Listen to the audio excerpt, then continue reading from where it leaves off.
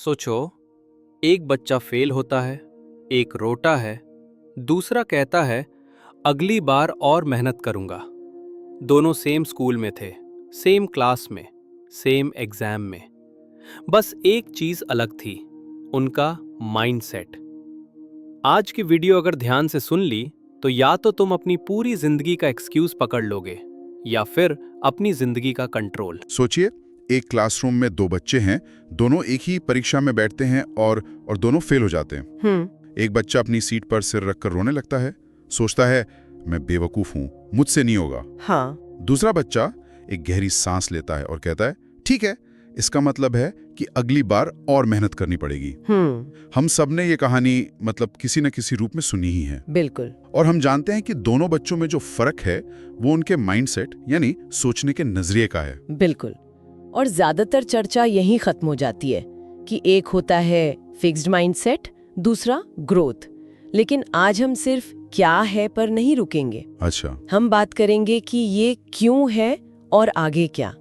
क्योंकि असलियत ये है कि सिर्फ ग्रोथ माइंडसेट के बारे में जानना ही काफी नहीं है। हम में से कई लोग एक तरह के फॉल्स ग्रोथ माइंडसेट के जाल में फंस जाते हैं। ये एक बहुत दिलचस्प बात है।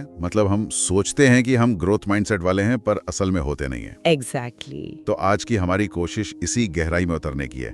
हम ये समझेंगे कि ये माइंडसेट दिमाग में बनता कैसे है, इसके पीछे का साइंस क्या है, और सबसे जरूरी, हम अपनी सोच के पुराने पैटर्न को सच में बदल कैसे सकते हैं। हाँ। ये चर्चा या तो एक और अच्छी जानकारी बनकर रह जाएगी या फिर जिंदगी को देखने का नजरिया बदलने का एक प्रैक्टिकल टूल किट बन सकती है। और इसकी शुरुआत एक बहुत ही मामूली से लगने वाले फर्क से होती है। वो क्या?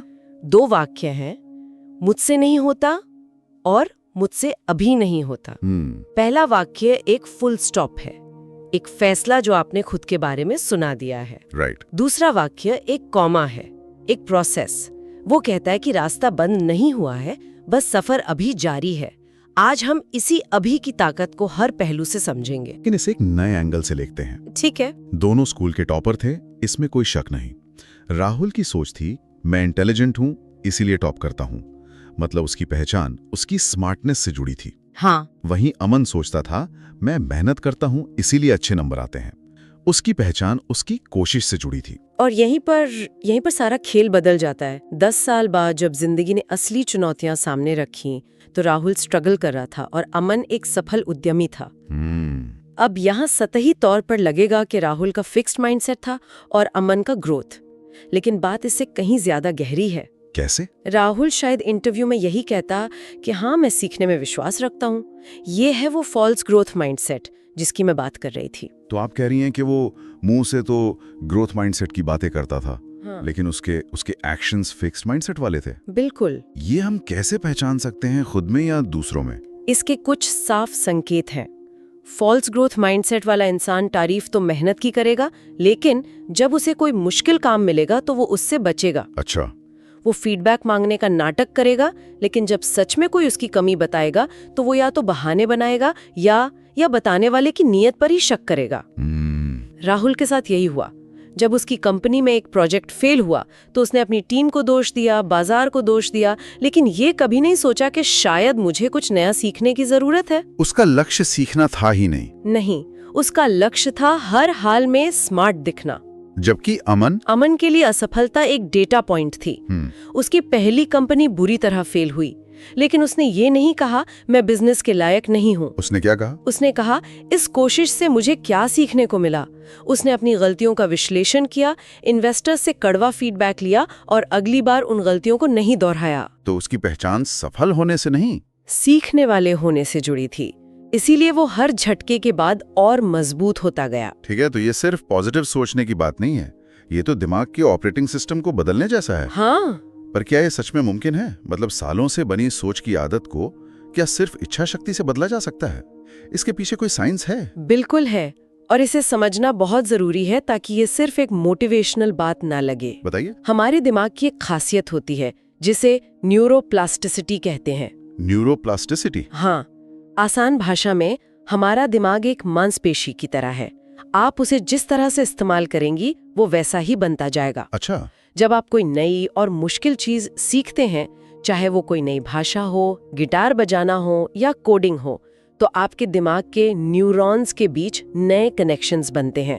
दिमाग में लिटरली एक नया रास्ता बनता है। मतलब जब हम किसी मुश्किल सवाल से जूझ रहे होते हैं तो हम सिर्फ परेशान नहीं हो रहे होते, बल्कि दिमाग के अंदर एक कंस्ट्रक्शन का काम चल रहा होता है। एकदम सही। वो जो संघर्ष और बेचैनी महसूस होती है ना, वो असल में आपके दिमाग के खुद को रीवायर करने यानी मजबूत बनाने की प्रक्रिया है। फिक्स्ड माइंडसेट वाला इंसान इस बेचैनी से भागता है क्योंकि उसे लगता है कि ये उसकी कमी का सबूत है। अगर मैं स्मार्ट होता तो मुझे इतनी मेहनत नहीं करनी पड़ती। जबकि ग्रोथ माइंडसेट वाला इंसान वो इस संघर्ष को गले लगाता है क्योंकि उसे अनजाने में ही सही पता होता है कि यही वो प्रक्रिया है जिससे वो बेहतर बनेगा। अब मुझे वो दो माओं वाली कहानी का असली मतलब समझ आ रहा है। एक माँ जो कहती थी मेरा बेटा जीनियस है, हाँ, वो असल में अपने बेटे को ये संदेश दे रही थी कि उसकी दिमागी क्षमता पत्थर की लकीर है। इससे बच्चे ने उस जीनियस के लेबल को बचाने के लिए संघर्ष से बचना सीख लिया। और दूसरी माँ जो कहती थी वाह तुमने बहुत मेहनत की है, वो अनजाने में अपने बच्चे की न्यूरोप्लास्टिसिटी को प्रोत्साहित कर रही थी। वो बच्चे को ये सिखा रही थी कि कोशिश करने और संघर्ष करने का जो प्रोसेस है वही सबसे कीमती है। नतीजा, पहला बच्चा आसान रास्ते खोजने लगा और दूसरा मुश्किल चुनौतियों में मजे लेने लगा। तो कैरल ड्वेक का पूरा रिसर्च इसी पर है। हाँ, कि तारीफ हमेशा उस प्रक्रिया की होनी चाहिए जो दिमाग को मजबूत बनाती है, न कि उस टैलेंट की जो स्थिर माना जाता है। ये बात एक क्लासिक सवाल खड़ा करती है जिस पर हमेशा बहस होती है, टैलेंट बनाम मेहनत। लोग कहते हैं कि सचिन तेंदुलकर जैसे खिलाड़ी तो पैदाइशी टैलेंट लेकर आते हैं। हाँ, ये बहुत बड़ा सवाल है। क्या उनका माइंडसेट वाकई इतना मायने लगता है जब उनके पास पहले से ही एक असाधारण हुनर हो? ये एक बहुत बड़ा भ्रम है और फिक्स्ड माइंडसेट इसी भ्रम से ताकत लेता है। हाँ, सचिन के पास टैलेंट था, एक शुरुआती बढ़त थी, बिल्कुल, लेकिन दुनिया ऐसे लाखों प्रतिभाशाली लोगों से भरी पड़ी है जो कभी कुछ बड़ा नहीं कर पाए। हाँ। सचिन को जो चीज सचिन बनाती है वो उनका टैलेंट नहीं बल्कि उनका ग्रोथ माइंडसेट था। आप इसे कैसे समझाएंगी? देखिए, टैलेंट ने उन्हें 16 साल की उम्र में भारतीय टीम का दरवाजा खोलकर दे दिया, लेकिन उस दरवाजे के अंदर 24 साल तक टिके रहना और लगातार दुनिया का सर्वश्रेष्ठ बल्लेबाज बने रहना, ये टैलेंट का नहीं, ये माइंडसेट का खेल था। सही बात है। वो हर दिन 6 से 7 घंटे अभ्यास करते थे। हर पारी के बाद, चाहे वो शतक हो या जीरो, वो वीडियो देखकर विश्लेषण करते थे कि और बेहतर कैसे हो सकता था। मतलब वो हमेशा सीखते रहे। हमेशा। उन्होंने अपने खेल को समय के साथ बदला। जब शरीर धीमा हुआ तो तकनीक को और पैना किया।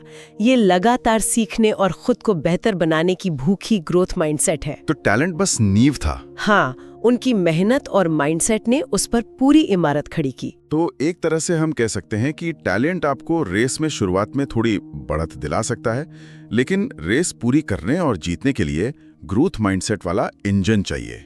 बिल्कुल। इसी से मुझे राहुल की याद आती है। शायद वो अपने टैलेंटेड और स्मार्ट होने के लेवल में इतना फंस गया कि उसने उस इंजन को चलाना ही बंद कर दिया। बिल्कुल। और ये इंजन सबसे ज्यादा तब परखा जाता है जब आप असफल होते हैं। चलिए उस यूपीएससी की तैयारी कर रहे लड़के की कहानी को देखते हैं। हाँ। वो 3 बार फेल हुआ। हमारा समाज जो काफी हद तक फिक्स्ड माइंडसेट पर चलता है, उसने फैसला सुना दिया, इससे नहीं होगा, इसमें आईएएस बनने वाला मटेरियल नहीं है। ये मटेरियल या कैलिबर जैसे शब्द भी तो फिक्स्ड माइंडसेट की ही भाषा है। 100%। ये शब्द मानते हैं कि इंसान एक बनी बनाई चीज है। लेकिन उस लड़के ने इस भाषा को खारिज कर दिया। उसने असफलता को अपनी पहचान का हिस्सा नहीं बनने दिया। उसने ये नहीं सोचा मैं एक फेलियर हूं। उसने सोचा मेरे प्रयास में कमी रह गई है। हाँ, और मुझे अपनी रणनीति बदलनी होगी। ये एक मामूली फर्क नहीं है, ये जमीन आसमान का फर्क है। अपनी पहचान से अलग करना असफलता को। बिल्कुल। यही ग्रोथ माइंडसेट का सबसे बड़ा सुपर पावर है। चौथे प्रयास में जब वो आईएएस बना तो वो सिर्फ एक परीक्षा में पास नहीं हुआ, वो माइंडसेट की लड़ाई जीत चुका था। तो एक मानसिक व्यायाम ये हो सकता है कि अपनी जिंदगी की किसी बड़ी असफलता को याद करें और खुद से पूछें, क्या मैंने उसे एक फैसले की तरह देखा था या एक फीडबैक की तरह? बहुत अच्छा पॉइंट है। क्या मैंने सोचा मैं हार गया या ये कि मैं उस वक्त सीख रहा था? ये एक बहुत शक्तिशाली रिफ्रेमिंग है। ये आपको पीड़ित की भूमिका से निकालकर एक विद्यार्थी की भूमिका में ले आती है। और ये सोच सिर्फ करियर में ही नहीं, जीवन के हर पहलू, खासकर हमारे रिश्तों पर बहुत गहरा असर डालती है। ये दिलचस्प है। रिश्तों में इसका असर कैसे होता है? वहां तो कोई परीक्षा या प्रमोशन नहीं होता। वहां अहंकार की परीक्षा होती है। फिक्स्ड माइंडसेट वाला व्यक्ति किसी भी बहस या मतभेद को अपनी पहचान पर हमले की तरह देखता है। मैं गलत कैसे हो सकता हूँ? हाँ, अगर मैं गलत साबित हो गई तो इसका मतलब है कि मैं बेवकूफ हूँ। इसलिए वो अपनी गलती मानने से कतराती है। उसका पूरा ध्यान खुद को सही साबित करने में लग जाता है, रिश्ते को बचाने में नहीं। जबकि ग्रोथ माइंडसेट वाला पार्टनर सोचेगा, हम दोनों इस मुश्किल को कैसे सुलझा सकते हैं? मुझे एक बेहतर पार्टनर बनने के लिए क्या सीखने की जरूरत है? ठीक यही, वो रिश्ते को एक ऐसी चीज के रूप में देखता है जिसे दोनों मिलकर सींच सकते हैं, बेहतर बना सकते हैं।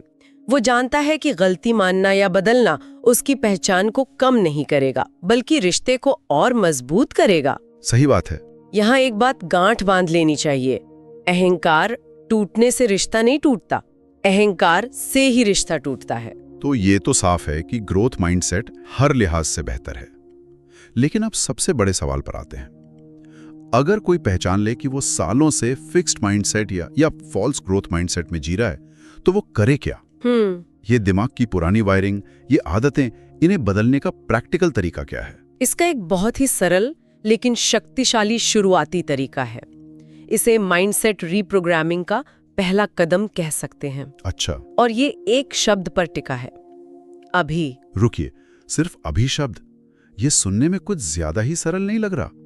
क्या एक शब्द सालों की आदत को बदल सकता है? ये कोई जादुई बटन नहीं है, बल्कि एक सचेत हस्तक्षेप है। मतलब? ये उस ऑटोमेटिक नेगेटिव सोच के सर्किट को तोड़ने का एक तरीका है। समझिए, जब भी दिमाग में वो पुरानी आवाज आए, मुझसे ये नहीं होगा, मैं इसमें अच्छा नहीं हूं, मैं कभी नहीं बदल सकता, तो आपको उसे पकड़ना है। ठीक है। और बस उसके आखिर में अभी जोड़ देना है। मुझसे ये अभी नहीं होगा, मैं इसमें अभी अच्छा नहीं हूं, मैं अभी तक नहीं बदला हूं। अच्छा, और इससे फर्क क्या पड़ेगा? इससे दिमाग को एक बहुत शक्तिशाली संदेश मिलता है। ये उस नकारात्मक वाक्य से उसका फैसला सुनाने वाला डंक निकाल देता है। मैं नहीं कर सकता एक बंद दरवाजा है, मैं अभी नहीं कर सकता एक खुला दरवाजा है जिसके पार जाने के लिए मेहनत की जरूरत है। ये छोटा सा बदलाव दिमाग को समस्या से हटाकर समाधान की दिशा में सोचने पर मजबूर करता है। ये न्यूरोप्लास्टिसिटी को काम करने का मौका देता है। बिल्कुल। धीरे धीरे ये सचेत कोशिश आदत बन जाती है और आपके दिमाग का डिफॉल्ट मोड ही बदलने लगता है। तो चलिए आज के इस गहरी चर्चा को समेटते हैं। हमने समझा कि माइंडसेट सिर्फ फिक्स्ड या ग्रोथ नहीं होता, एक फॉल्स ग्रोथ माइंडसेट का धोखा भी है जिससे हमें बचना है। हाँ। हमने जाना कि सोच बदलना सिर्फ मोटिवेशन नहीं, बल्कि न्यूरोप्लास्टिसिटी नाम की एक वास्तविक दिमागी प्रक्रिया है। और हमने असफलता को एक फैसले की जगह डेटा पॉइंट की तरह देखना सीखा। लेकिन जैसा हमने शुरू में कहा था, सिर्फ जानना काफी नहीं है, इसे अमल में लाना जरूरी है। इसीलिए इस चर्चा को एक प्रैक्टिकल एक्शन में बदलने के लिए हमारे पास एक चुनौती है, 7 दिन की माइंडसेट चुनौती। ये अपनी सोच को सच में रीवायर करने का 1 हफ्ते का एक्सपेरिमेंट है। क्या आप इसे समझा सकती हैं? जरूर। ये हर दिन दिमाग को थोड़ा सा स्ट्रेच करने का एक अभ्यास है। ओके। पहला दिन, किसी एक छोटे से डर का सामना करें जिससे आप हमेशा बचते हैं। शायद किसी अपरिचित से बात करना या कोई ऐसा फोन कॉल करना जिसे आप टाल रहे हैं। दूसरा दिन, कोई एक बिल्कुल नया कौशल सीखना शुरू करें, सिर्फ 15 मिनट के लिए। डुओलिंगो पर एक नई भाषा के 5 शब्द या यूट्यूब पर गिटार का पहला कॉर्ड। लक्ष्य महारत हासिल करना नहीं है, सिर्फ सीखने की प्रक्रिया को महसूस करना है। ठीक है। तीसरा दिन, किसी भरोसेमंद दोस्त या सहकर्मी से किसी काम पर रचनात्मक फीडबैक मांगे और जब वो फीडबैक दें तो सिर्फ सुने, सफाई ना दें। चौथा दिन, आज का दिन तुलना मुक्त दिवस है। जब भी आप खुद को किसी और से तुलना करते हुए पाएं तो सचेत रूप से रुकें और अपना ध्यान अपनी प्रगति पर लाएं। 5वां दिन, अपनी या किसी और की कोशिश की सराहना करें, नतीजे की नहीं। अगर आपका बच्चा परीक्षा में कम नंबर लाए तो उसके घंटों की पढ़ाई की तारीफ करें। अगर आप खुद जिम गए तो वजन कितना उठाया ये भूलकर सिर्फ जाने की कोशिश की सराहना करें। 6वां दिन, अपनी कोई पुरानी असफलता एक डायरी में लिखें और उसके सामने उससे मिले 3 सबक लिखें। उस घटना को एक त्रासदी की जगह एक ट्यूशन क्लास के रूप में देखें। और आखिरी दिन, 7वां दिन, अपनी उस सबसे पुरानी फिक्स्ड सोच को पहचानें जो आपको रोकती है। मैं क्रिएटिव नहीं हूँ, मैं मैथ्स में खराब हूँ, और उसे मानसिक रूप से अलविदा कहें। उसकी जगह एक नया वाक्य लिखें, मैं अपनी क्रिएटिविटी को विकसित कर सकता हूँ। ये एक बेहतरीन चुनौती है और अंत में मैं बस एक बात कहना चाहूंगा जो इस पूरी बातचीत का सार है। आपकी जिंदगी आपकी इंटेलिजेंस या टैलेंट से नहीं, आपकी सोच और उसे बदलने की आपकी इच्छा से बदलेगी। और याद रखना, अगर माइंडसेट नहीं बदला तो जिंदगी की परिस्थितियां भले ही बदल जाएं, लेकिन आपके अनुभव खुद को सिर्फ दोहराते रहेंगे, बदलेंगे नहीं।